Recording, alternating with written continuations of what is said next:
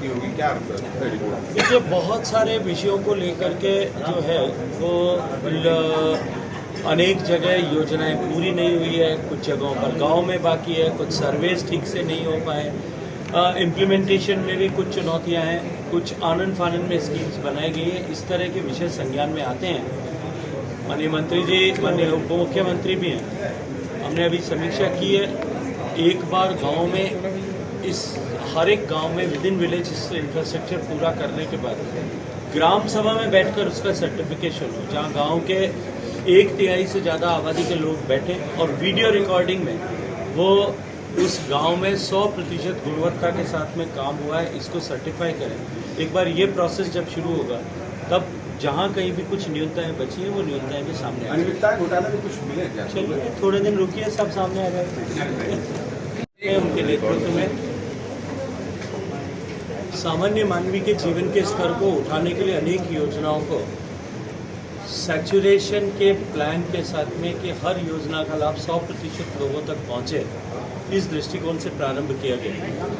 गांव में रहने वाले लोगों का जीवन स्तर सुधरे और पीने का पानी हर घर तक पहुंचे, इस लक्ष्य को लेकर के जल जीवन मिशन योजना चलाई जा रही है। मैं अत्यंत प्रसन्नता के साथ में कह सकता हूं कि छत्तीसगढ़ में जहां जब काम शुरू हुआ था तब केवल 100 में से 12 घरों तक भी पीने का पानी नल के माध्यम से नहीं पहुंचता था।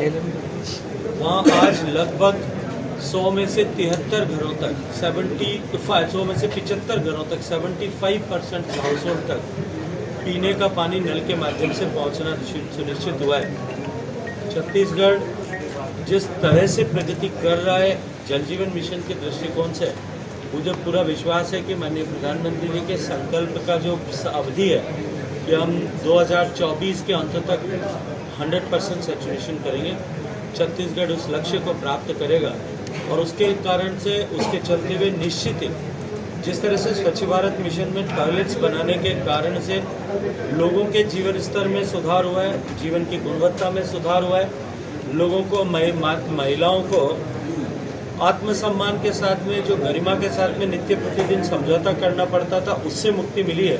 लेकिन साथ ही साथ में ऐसे दुनिया की अनेक संस्थाओं की रिपोर्ट से कहती हैं, भारत के भी IIM से लेकर के, IIM बेंगलुरु से लेकर के, वर्ल्ड बैंक से लेकर के, नीति आयोग से लेकर के अनेक संस्थाएं ये कहती हैं, उनकी रिपोर्ट ये सिद्ध करती है कि प्रति परिवार प्रति वर्ष स्वच्छता न होने के चलते हुए जो बीमारियां होती थी उस पर जो खर्च होता था, उससे में 50,000 रुपये पर एनम जो है वो बचत होने लगी।